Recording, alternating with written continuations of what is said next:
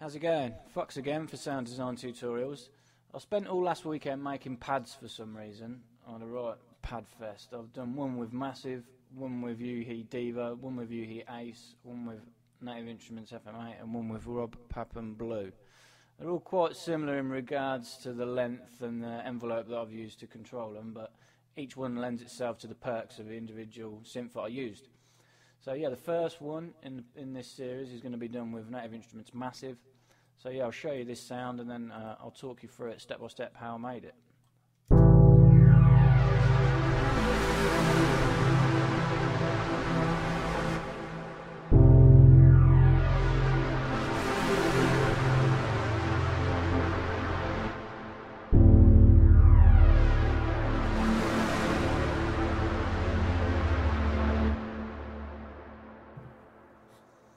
Lovely pad this. I fell in love with it as soon as I made it, so I knew I had to do a tutorial. That spawned me to do all the rest that I did. So yeah, right, we'll create a new instance of Massive.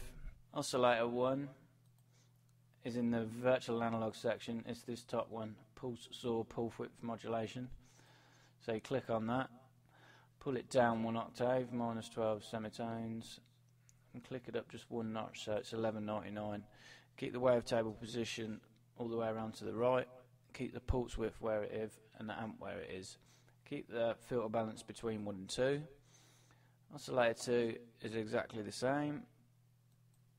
Pulse saw, pulse width modulation. Pull this one down 1 octave as well. Only click this one down to 0.01, so it's slightly different. Keep the wavetable position, pulse width where it is. Just pull the amp down this one slightly. Keep the balance between filter 1 and filter 2 where it is. Oscillator 3 is a square saw wave 1. As I say, they're all pretty basic oscillators, it's just a modulation that makes the patch later on. Wavetable position where it is, intensity to 3 o'clock, pull the amp back so it's the same as oscillator 2, filter balance between 1 and 2. Pull the pitch of this one down 1 octave, -12, and set this to 12.03. We're going to modulate all 3 of these pitches with an LFO now. I'll show you the sound first before we do that.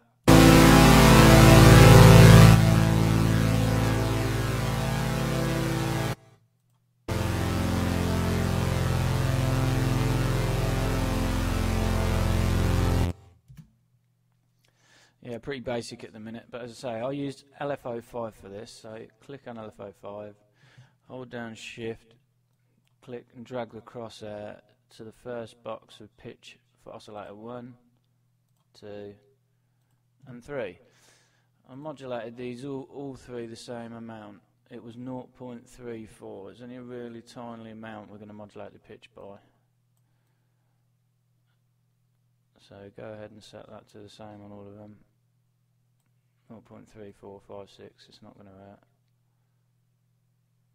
As long as they're all the same.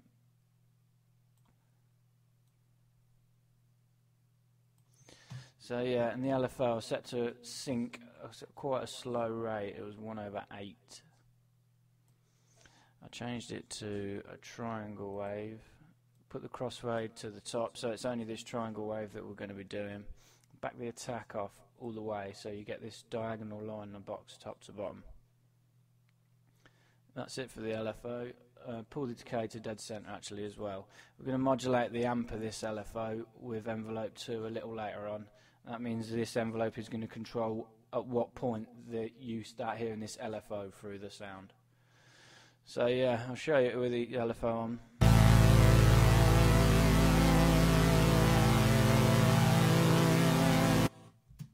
You can hear it modulating the pitch up and down slightly. We might as well set up envelope 2 now actually. So go ahead, click on envelope 2 and push the attack right out to about 2 o'clock. Keep the level where it is, decay where it is. Push the decay level round to about 1 and push the release up to about in between 9 and 10 o'clock. So yeah, we're going to use this for quite a lot later on, but for now we're going to use it to assign it to the LFO that we just set up, the amp. So drag on this clip, crosshair, drag it to the amp. and if you pull that amp all the way back to about 11 o'clock, click on the 2 and push it all the way around.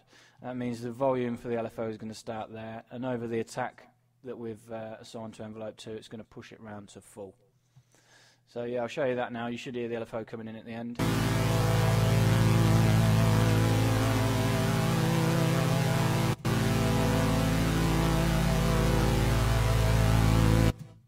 It's like putting a delay on the start of the LFO that modulating that amp is. So yeah, we'll go to the modulation oscillator now. Click it on. I used the modulation oscillator to modulate the phase of oscillator 1. Click it on, pitched it up 1 octave plus 12. Pull the phase down to dead 0. We're going to use envelope 2 to open this phase up a little bit as well. So click on the cross, drag it to the first box, drag it, push it up to about there. It doesn't take much to make a big difference on a sound like this. Okay, I'll show you it with the phase on.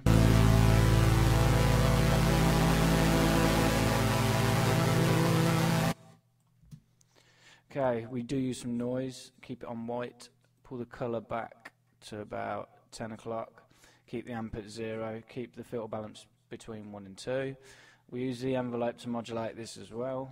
First box for the colour and the amp. Push the amp round to about 10. Push the colour all the way around. That envelope again is going to open these up over the attack time that was specified. Feedback, turn it on, push the amp up to about 10 o'clock, and we're going to route this only to filter 2, so pull it down to the bottom. Okay, with the noise and the feedback.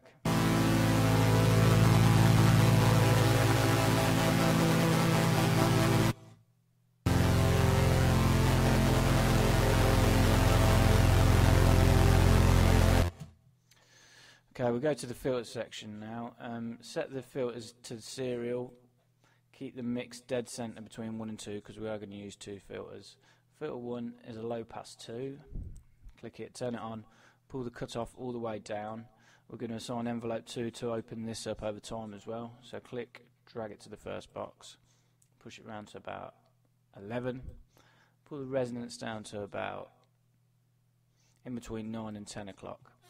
Filter 2 we use, click it, turn it on, use a scream filter for this. Cut off dead center about 12 o'clock. Same for the scream, just push it up slightly. And the resonance, pull it back to about 11. Turn the volume for filter 2 to maximum. We use envelope 2 again, click it on the first box for the cut off, the first box for the scream, and then pull them both down to 0. Actually, the cutoff wants to stop just shy about 4 o'clock. That means rather than opening the filter up like we did with filter 1, it's going to close the scream filter over time. It's nice to have a balance between the two. It gives it that sort of washy effect. So yeah, we'll set up amp 4 envelope now. This is the main amp envelope. The attack wants to be all the way back to nothing. The level is all the way around to full decay level. And the release about 7, 8 o'clock. So yeah, I'll show you it now with the 2 filters.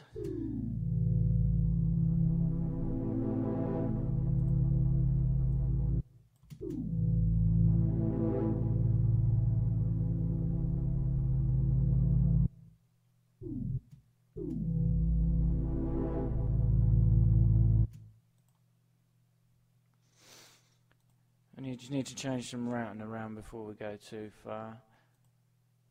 You need to click on that B of oscillator 2, so that oscillator 1 goes on its own and then all the rest flow through each other. We also need to change the position of insert 2. We need to change it to here, so only oscillator 1 goes through it. So yeah, that's it, feedback where it is. Click on that as well. We want these 3 to come to FX1 first and then go through FX2 and out through the EQ. So yeah, I'll show you it again.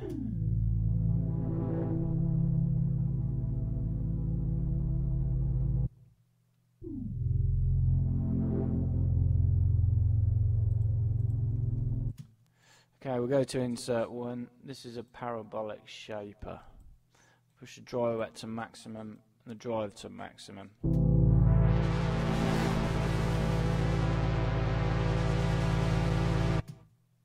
Insert 2 is a sine shaper. This is my favourite of the inserts. It is a type of distortion. It just helps make anything sound a little bit more dirty. Not that you really want that with a pad, but because of the filters are taming it, it sits really well. So yeah, cut off, dry wet, sorry, at 9, drive about 10. Envelope 2 again for the dry wet of sine shaper, push it round to about 1 o'clock. That means it's going to increase the distortion over time.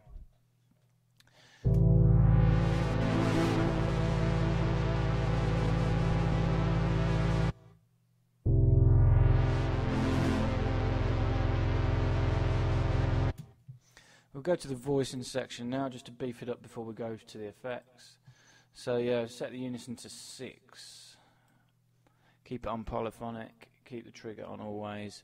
Turn all 3 of these on, we're going to modulate all 3 of these. Push this up to 0.01.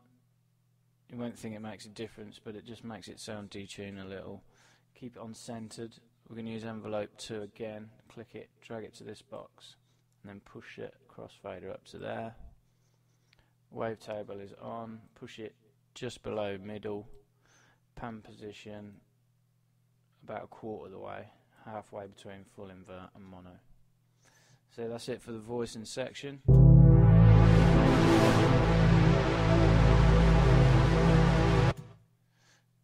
Spreading those unison voices and the pitch cutoff makes it sound instantly wider. So FX1 we use a reverb, you could probably tell that. Pull the cutoff down to about 9 o'clock, size to about 2 o'clock. Envelope 2 once again on the dry wet, push it round to about 3 o'clock. That means the reverb's going to increase as the sound progresses. FX2 chorus ensemble. We use envelope 2 again for the dry wet, pull it down to nothing, then push it up to about 10 o'clock. Rate, offset, depth, or where it is. Bit of EQing. Wanted to boost to about 1 o'clock. Frequency the same, and the high shelf to about 2 o'clock. Just boosting the high end of the sound really. So yeah, I think that's pretty much it. Oh, in the oscillator section we just need to check the glide to equal and check this box restart via gate. It's going to reset all the phase and feedback every time a note's pressed. Keeps a nice even tone for the sound. So yeah, that is it. The only thing I did with the internal envelope was just back the decay off slightly, and pull the decay to dead center. So yeah, that should be the sound done now. I've got no external processing on this sound whatsoever. Everything's done within Massive, so you can see what you can do with a little bit of modulation. So yeah, this is it done. I'll play it again.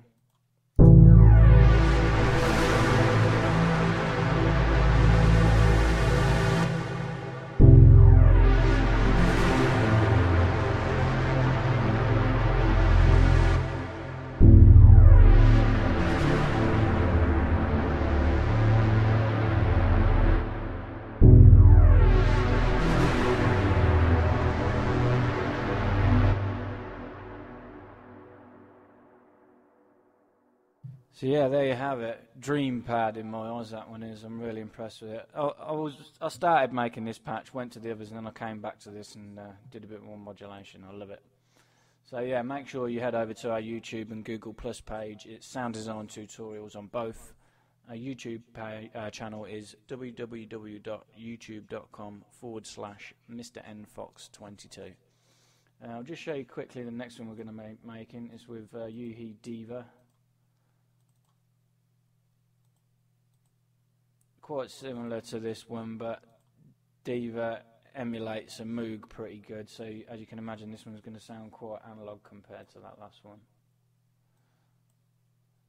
So yeah, I'll show you this.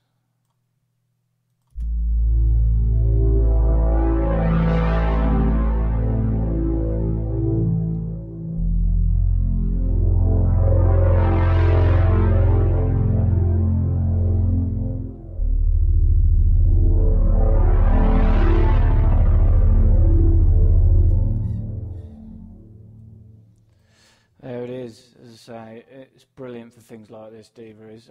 I only really tend to use it for these sort of analogy pads. I think I find Massive is a lot more easier to work with, but still I'm going to show you how I made it in here. It's really quite simple again, 3 basic oscillators. It's all about the modulation on the filter and the amp envelope. So yeah, as always, any questions feel free to ask. Hope you learned something again. Okay, cheers.